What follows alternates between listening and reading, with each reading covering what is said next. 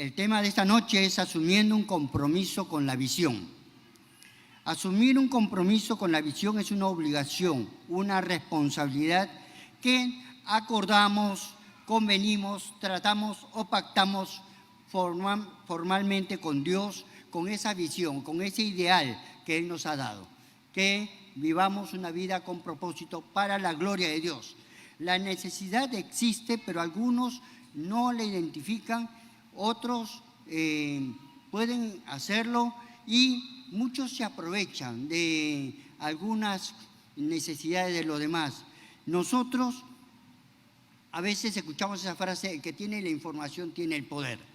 Y nosotros necesitamos estar bien informados sobre lo que Dios quiere para nosotros, cuál es el propósito que Él tiene para nuestras vidas. Suelo hacer algo cuando subo a un taxi y le pregunto al taxista: ¿cuántos años tiene? ¿Cómo te llamas? Primero le digo: ¿cuántos años tiene? Y cuando me dice su edad le digo: ¿y para qué has vivido estos años? Y me dice: guay, no sé, pero para trabajar, para cuidar a mi familia, ¿y para qué más? Bueno, no sé para qué más. Bueno, Dios te ha creado con propósito. Dios tiene un plan para tu vida. Mira, este reloj fue creado para cumplir una función, un propósito de dar la hora, ¿no? Conocer el tiempo. Y tu vida también tiene un propósito. Y así le hablo. Y nosotros, cada uno, tenemos un propósito.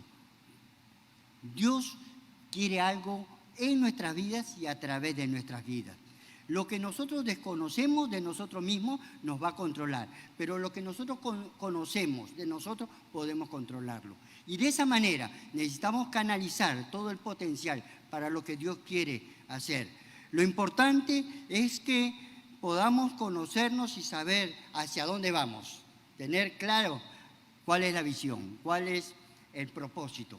Y tener ese propósito de Dios para nosotros, el rol, lo que Dios espera, para qué hemos sido creados. Entonces eso nos va a dar un sentido y nos va a permitir enfocarnos bien. Y el principal propósito es que vivimos para la gloria de Dios, ¿sí? Dios nos ha creado para su gloria, para su alabanza. Ese es el propósito principal de Dios. Entonces, entendiendo el propósito, lo que nosotros necesitamos saber es lo más importante. Martín Lutero tenía en claro el propósito de Dios para su vida, para el ser humano.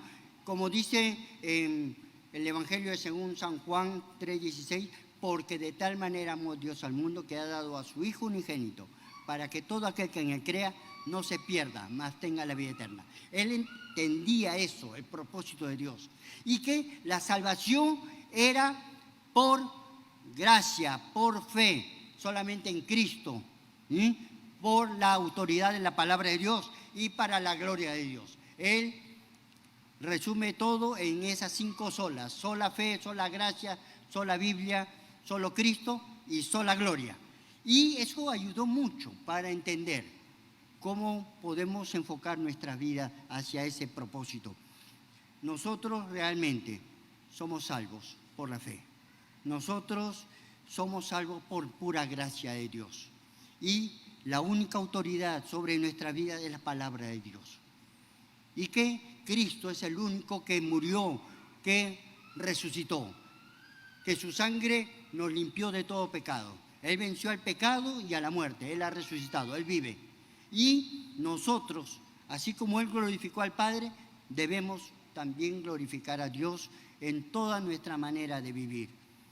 Y entonces nosotros glorificamos a Dios cuando hacemos su voluntad. La Biblia dice en 1 Tesalonicenses 4:3, pues la voluntad de Dios es nuestra santificación, que os apartéis de fornicación, de cualquier cosa que nos contamine, nos impida vivir en esa comunión, en esa dimensión, en lo que Dios espera de nosotros. Y hacer la voluntad de Dios no es fácil, pero es agradable y perfecta. Y nosotros necesitamos conocer cuál es la voluntad de Dios para nuestras vidas y ponerla en práctica. Y esa es una de las cosas que debemos hacer que glorifica a Dios. Nuestra conducta también tiene que glorificar a Dios. En 1 Pedro capítulo 3, versículos 14 al 17 dice: mas también si alguna cosa padecéis por causa de la justicia, bienaventurados sois. Por tanto, no os amedrentéis por temor de ellos, ni os conturbéis, sino santificad a Dios en vuestros corazones y estad siempre preparados para presentar defensa y con mansedumbre y reverencia ante todo el que os demande razón de la esperanza que hay en vosotros, teniendo buena conciencia, para que lo que murmuran de vosotros como de malhechores sean avergonzados los que calumnian vuestra buena conducta en Cristo. Y dice: porque mejor es que padezcáis haciendo el bien, si la voluntad de Dios así lo quiere, que haciendo el mal. Que glorifiquemos a Dios por nuestra buena conducta y que así sea nuestro andar. Porque mejor es que padezcáis haciendo el bien, si la voluntad de Dios así lo quiere, y no que padezcamos por consecuencia de nuestro pecado, nuestra maldad. En 1 Pedro 4, 12 al 16 dice: amados, no os sorprendáis del fuego de prueba que os ha sobrevenido, como si alguna cosa extraña os aconteciese, sino gozaos por cuanto sois participantes de los padecimientos de Cristo, para que también en la revelación de su gloria os gocéis con gran alegría. Si sois vituperados por el nombre de Cristo, sois bienaventurados, porque el glorioso Espíritu de Dios reposa sobre vosotros. Ciertamente de parte de ellos Él es blasfemado, pero por vosotros es glorificado. Así que ninguno de vosotros padezca como homicida o ladrón o malhechor o por entremeterse en lo ajeno. Pero si alguno padece como cristiano, no se avergüence, sino glorifique a Dios por ello.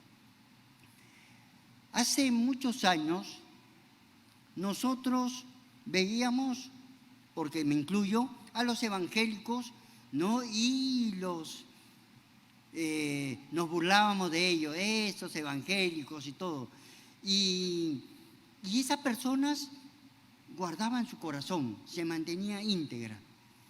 ¿Y saben qué? A pesar de que la gente se burlaba, podía admirar su fe, podía admirar su conducta, que eran personas íntegras, eran personas que eran consecuentes con lo que creían. Y con el pasar de los años, esa vida se ha ido diluyendo, el carácter, ya esa fe no se mantiene tan firme, y debemos nosotros cuidar ese testimonio. Hoy en día la gente se expresa de los evangélicos: son cucufatos, son fanáticos y hasta son reclamones.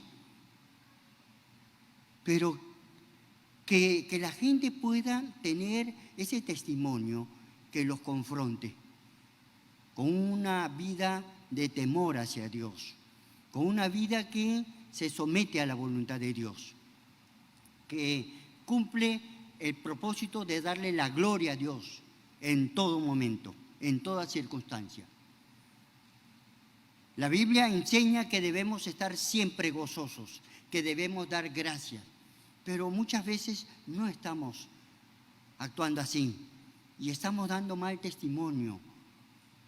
Y eso tenemos que recuperar, tenemos que exaltar el nombre de Cristo, glorificar a Dios, que ellos se avergüencen por ver nuestras buenas obras y no que estén siempre señalando que nosotros también cometemos los mismos errores, estamos en lo mismo.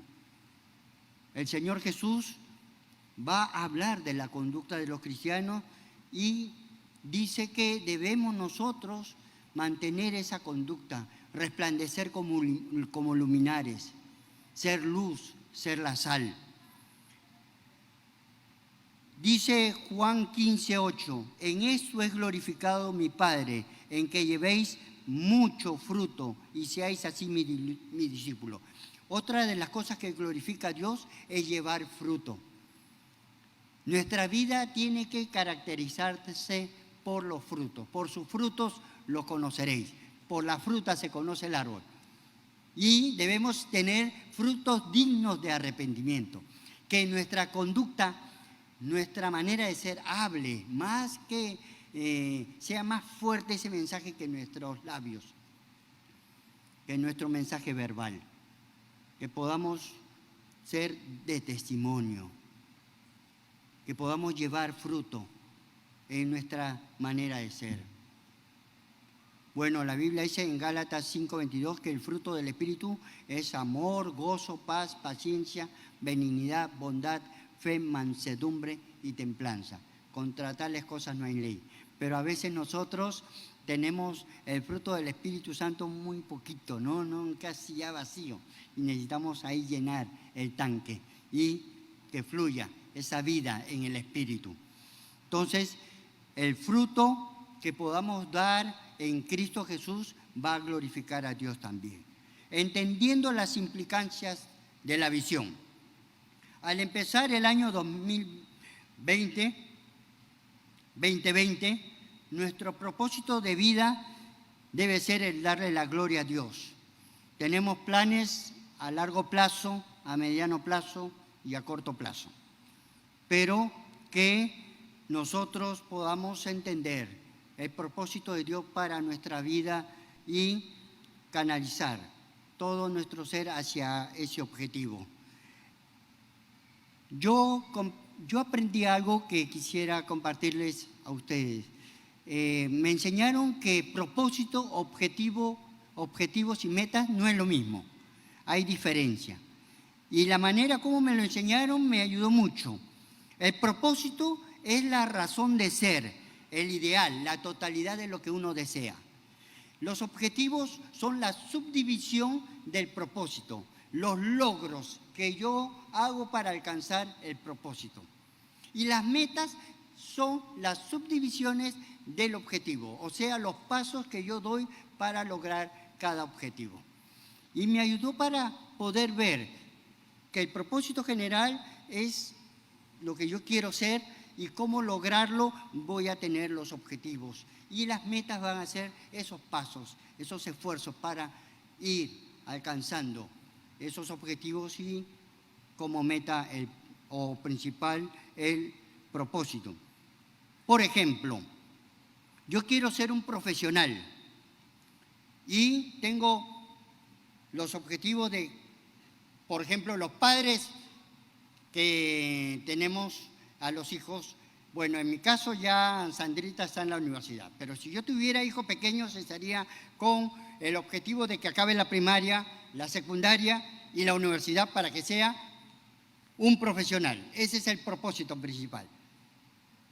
Ser profesional. Entonces los objetivos son completar la primaria, la secundaria, la universidad. Pero las metas son cada año que tiene que acabar, ¿sí? Acabar el primer año, el segundo, el tercero de cada objetivo. Y así va completando y va a llegar a cumplir ese propósito. Pero se tiene que canalizar todo. Y los jóvenes, por ejemplo, que están en la universidad, tienen que rendir bien. Cada curso que viene a ser la submeta. Cada año tiene una meta, pero cada curso tiene que salir bien para ir avanzando. La Biblia dice en Lucas capítulo 14, versículo 25 al 33, grandes multitudes iban con él y volviéndose les dijo, si alguno viene a mí y no aborrece a su padre y madre y mujer e hijos y hermanos y hermanas y aún también su propia vida, no puede ser mi discípulo. Y el que no lleva su cruz y viene en pos de mí, no puede ser mi discípulo. Porque ¿quién de vosotros, queriendo edificar una torre, no se sienta primero y calcula los gastos, a ver si tiene lo que necesita para acabarla? No sea que después que haya puesto el cimiento, no pueda acabarla. Todos los que lo vean comiencen a hacer burla de él, diciendo, este hombre comenzó a edificar y no pudo acabar. ¿O qué rey al marchar a la guerra contra otro rey no se sienta primero y considera si puede hacer frente con 10.000 al que viene contra él con 20.000? Y si no puede, cuando el otro está todavía lejos, le envía una embajada y le pide condiciones de paz. Así pues, cualquiera de vosotros que no renuncia a todo lo que posee, no puede ser mi discípulo. Dice aquí el pasaje, aquel que quiere edificar una torre, primero no se sienta y calcula los gastos. Hay que sentarse. Pero primero dice, aquel que no aborrece, y empieza la lista, padre, madre, esposa, hijos, y la playa, y el partido de fútbol, y todo lo demás que viene por ahí, ¿no? Para contextualizarlo, ¿no? ¿Sí? Y dice, no puede ser mi discípulo. Si tú quieres ser discípulo de Cristo, tienes que ponerle a Él en primer lugar. Cuando dice la palabra aborrecer, el verbo original no se refiere a odiar o rechazar, sino a amar menos. Amar menos, ¿no? Si alguno viene en pos de mí y no me ama más que a padre, a madre, a hermana, a hijo, o lo que ya ustedes quieren poner como añadidura, no puede ser mi discípulo. Tenemos que ponerle a Él en primer lugar, lo más importante, ¿sí?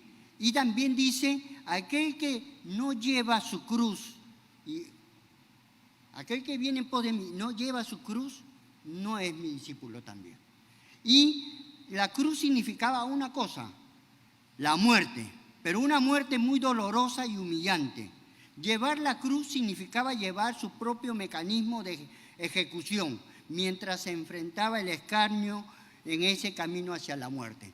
La gente se iba burlando, había sido en ridículo. Significaba entonces estar dispuesto a morir para seguir a Cristo. A esto se le llama morir a sí mismo. Es un llamado a una entrega absoluta a Él.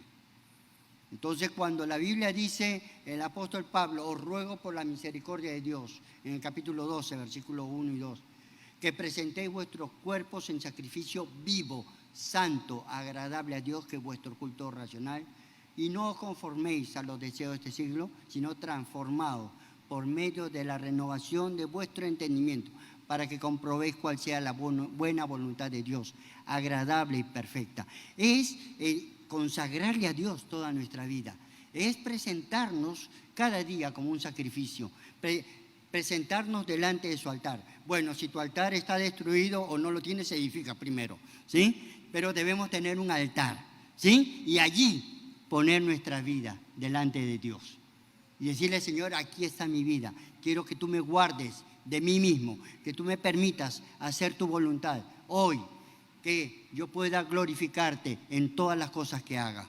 Entonces, el que llevaba la cruz estaba de una manera consagrando toda su vida a Él.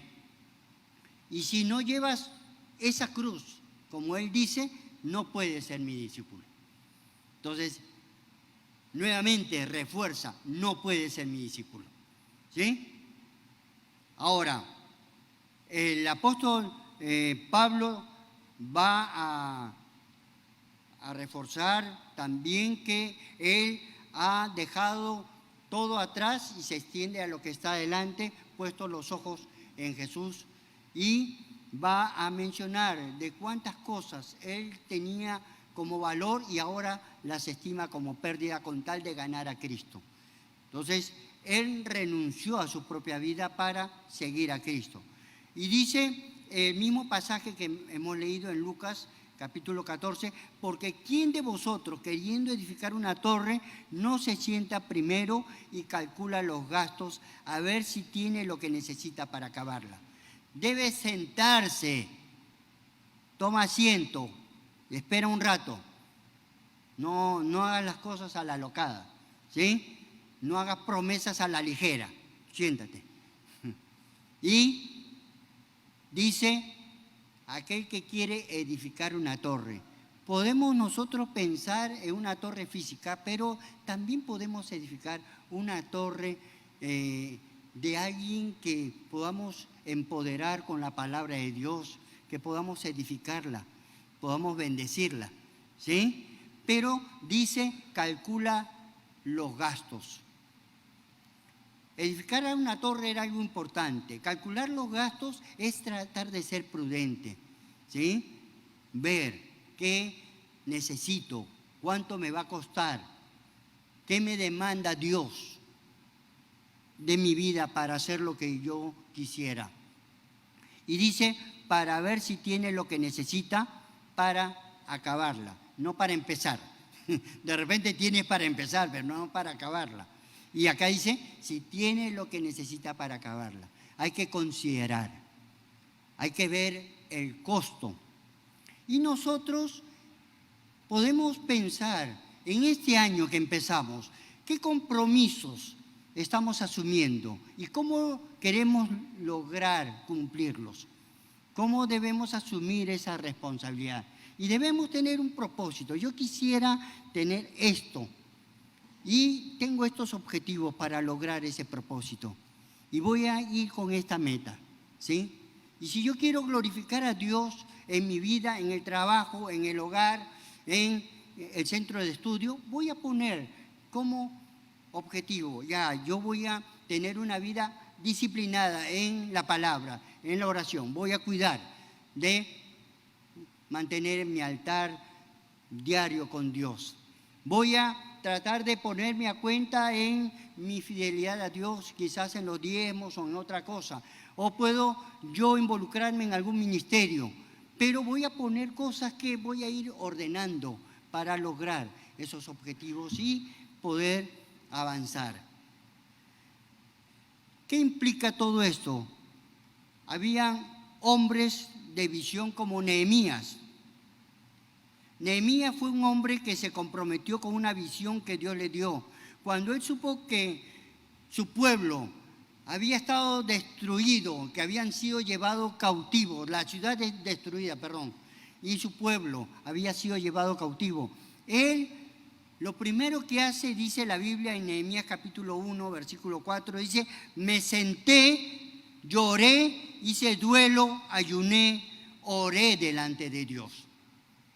Lo primero que hace es, se sienta. Antes de pensar en cualquier cosa, se sienta.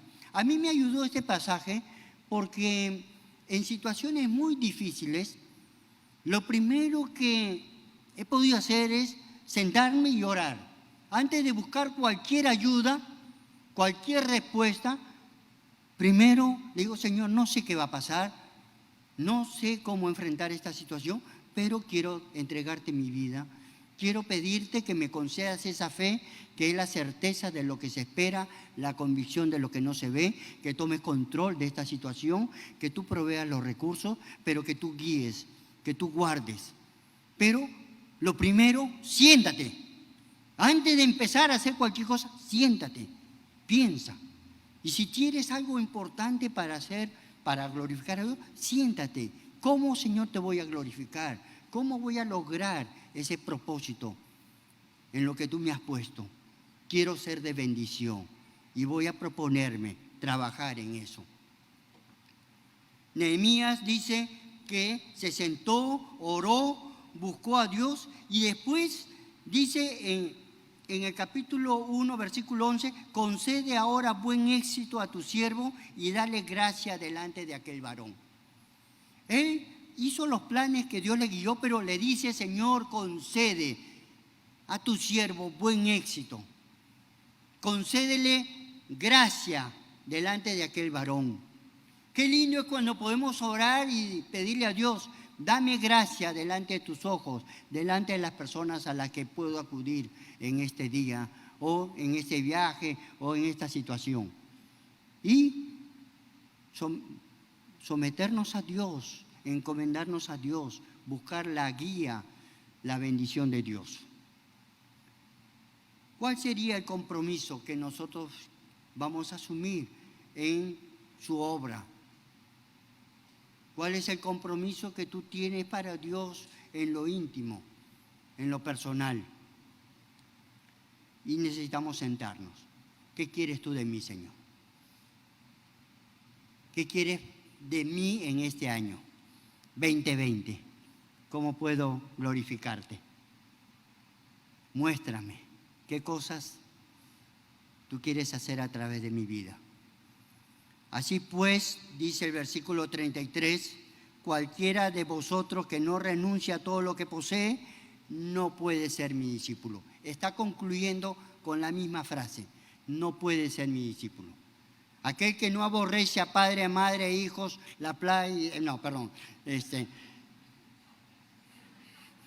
poner en primer lugar a Dios, ¿sí? Aquel que no toma su cruz, no está entregando su vida, no puede ser mi discípulo. Y ahora dice, a cualquiera de vosotros que no renuncia a lo que posee, lo que tú tomas como tu tesoro. Dice la Biblia, donde está tu tesoro, ahí está tu corazón. Entrégale a Dios aquello que es más importante, porque Dios no quiere compartir su gloria con nadie. Dios quiere, ¿no?, que tú le honres, y Dios va a honrar a aquellos que le honran. Amén. En 1 Corintios capítulo 9, versículos 24 al 27 dice el apóstol Pablo: ¿no sabéis que los que corren en el estadio, todos a la verdad corren, pero uno solo lleva el premio? Corred de tal manera que lo obtengáis. Todo aquel que lucha, de todo se abstiene. Ellos a la verdad para recibir una corona corruptible, pero nosotros una incorruptible. Así que yo de esta manera corro, no como a la aventura. De esta manera peleo, no como quien golpea al aire, sino que golpeo mi cuerpo y lo pongo en servidumbre, no sea que habiendo sido heraldo para otros, yo mismo venga a ser eliminado. El atleta que quiere ganar va a abstenerse, se va a preparar, se va a esforzar para estar en las mejores condiciones, porque quiere lograr un premio. Y de todo se abstiene, dice, a fin de conseguir el premio. Y nosotros también queremos recibir un premio en el Señor. Queremos honrarle.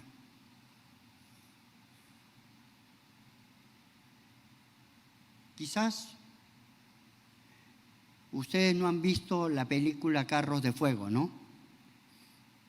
Es una película, un clásico, que está basada en la vida de un misionero, Eric Liddell, que fue a servir a Dios con los refugiados allá en la China. Y él prefirió al Señor antes que la medalla de oro, antes que la gloria que podían darle. Y él decidió siempre darle el primer lugar a Dios.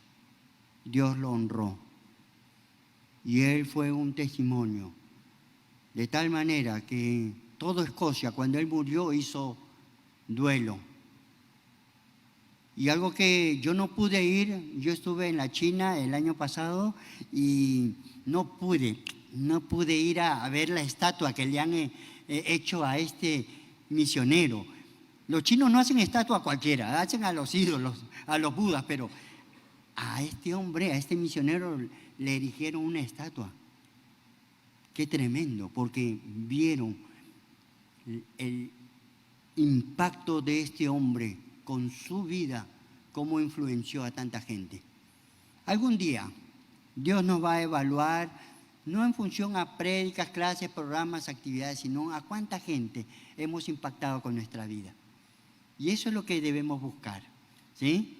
Que honremos a Dios con nuestra vida y que podamos buscar mejorar nuestra relación con Dios, llenarnos de su presencia, lograr que Él comience a trabajar en nuestro carácter, que nos dé gracia para ministrar en su nombre, pero que podamos canalizar todo hacia ese propósito de ser discípulos de Cristo, de poder llevar la vida de Cristo a otro.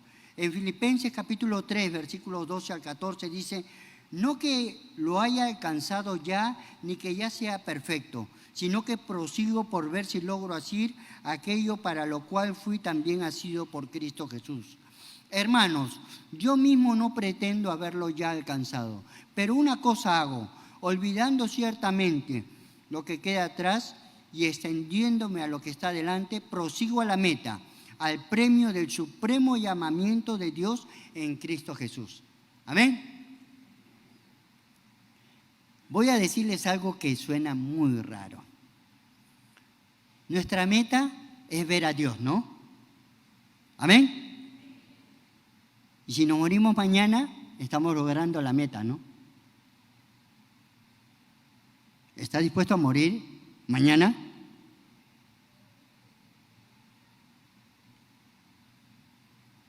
La meta es ver a Dios y la muerte es el paso para ver a Dios. Pero ¿cómo estás viviendo? Para que tengas esa seguridad, esa certeza. Dios te da la oportunidad de vivir cada día buscando glorificarle, pero que también entiendas que nosotros no podemos hacerlo sin Cristo. Necesitamos que la vida de Cristo se manifieste en nosotros. Necesitamos que Él perfeccione su poder en nuestras debilidades. Necesitamos que Él, con su Espíritu Santo, nos guíe, nos capacite para hacer su voluntad. El apóstol Pablo dice en Romanos 8:1, mas gracias sean dadas a Dios que no hay condenación para los que están en Cristo Jesús, los que no andan conforme a la carne, sino conforme al Espíritu.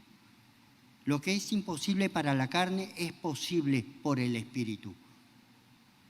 Y Dios quiere capacitarnos para vivir una vida en victoria, para lograr ese compromiso de hacer su voluntad, de seguir ese ideal que Él tiene para nosotros.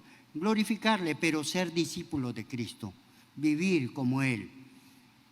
En 1 Juan 2:9 dice, el que dice que permanece en Cristo debe andar como Él anduvo.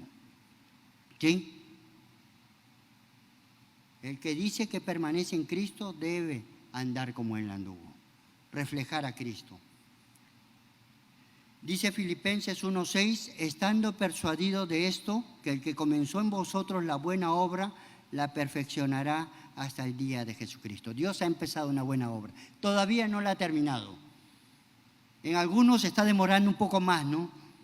O ellos están demorando el plan de perfección de Dios, pero Dios tiene un propósito de perfeccionarnos y tenemos que dejar que Él siga trabajando. John Wesley, quien fundó el movimiento metodista en Inglaterra el 1 de mayo de 1739, fue un teólogo anglicano, un gran predicador, y él se preocupó por el bienestar intelectual, económico y físico de las personas. Él escribió sobre diversos temas históricos y religiosos. Vendió libros a precios muy cómodos con la intención de que también pudieran ser leídos por los sectores de la sociedad con escasos recursos económicos. Contribuyó así a fomentar el hábito de la lectura entre la población inglesa. Además, fundó múltiples dispensarios, que eran centros gratuitos o poco costosos de asistencia médica y farmacéutica. Ayudó a las personas que tenían deudas y a las que querían establecer un negocio. Se opuso a la esclavitud y mostró gran interés por los movimientos que hablaban sobre la reforma social. Y él se propuso hacer algo y pudo lograrlo en el Señor. Influenció en mucha gente. Hizo mucho por la gente necesitada. Pero él tenía un propósito en su vida. El que fundó la Iglesia Alianza Cristiana y Misionera, Alberto Benjamín Simpson, él también tenía un propósito en su ministerio, llevar el Evangelio a los menos alcanzados. Y él pudo enviar misioneros por todo el mundo. Y algo que a mí me impactó es que él quería ser misionero. Y su esposa le dijo que ella no iba a ser misionera. Y gracias a la esposa es que él se quedó en la iglesia. Y si él se hubiera ido, hubiera sido el único misionero. Y como se quedó, envió cientos de misioneros al mundo. Dios tenía un plan, pero él tenía en su corazón llevar el Evangelio a los menos alcanzados. Y pudo influenciar, bendecir a mucha gente. Nuestra visión, nuestro propósito es glorificar a Dios en todas las áreas de nuestra vida. Y tú tienes que proponerte en qué área de tu vida no estás cumpliendo ese propósito.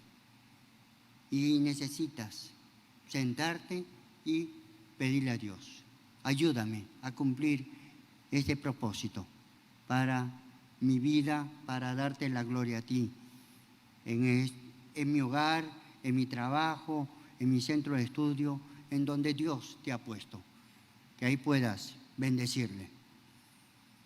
Dios nos va a proveer todo lo que necesitamos, si es que estamos dispuestos a glorificarle a Él, a hacer su voluntad. Había un hombre que pudo ganar la medalla de oro lanzando la jabalina.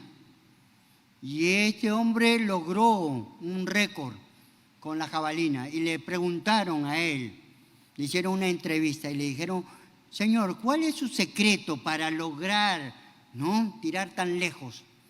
Y él le dijo: la verdad es que yo todos los días intento darle a la luna. Yo le apunto a la luna. Y de esa manera no estoy mirando las cosas ahí hasta dónde voy a llegar. Y eso me permite tirar lo más lejos posible. Y Dios quiere que nosotros le apuntemos a Él. Y honrarle a Él. Hacer las cosas como para Él. Todo lo que hagáis, sea de palabra o de hecho, sea como para Él. Amén. No como para los hombres, sino como para Él. Y vamos a lograr muchos objetivos y cumplir ese propósito de glorificar a Dios. Amén.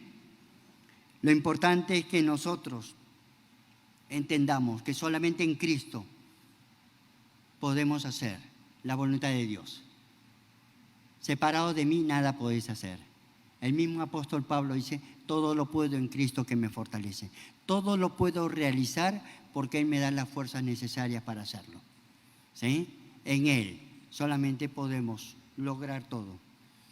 Y ustedes pueden buscar en sus Biblias en Colosenses 3:17, 3:23 y también en 1 Pedro capítulo 3 dice: mas si alguna cosa padecéis por causa de la justicia, bienaventurados sois, por tanto no os amedrentéis por temor de ellos, ni os conturbéis, sino santificad a Dios el Señor en vuestros corazones y estad siempre preparados para presentar defensa con mansedumbre y reverencia ante todo el que os demande razón de la esperanza que hay en vosotros, teniendo buena conciencia, para que en lo que murmuran de vosotros como de malhechores sean avergonzados los que calumnian vuestra buena conducta en Cristo.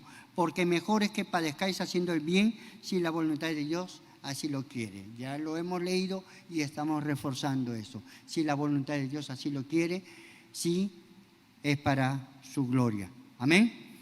Vamos a orar.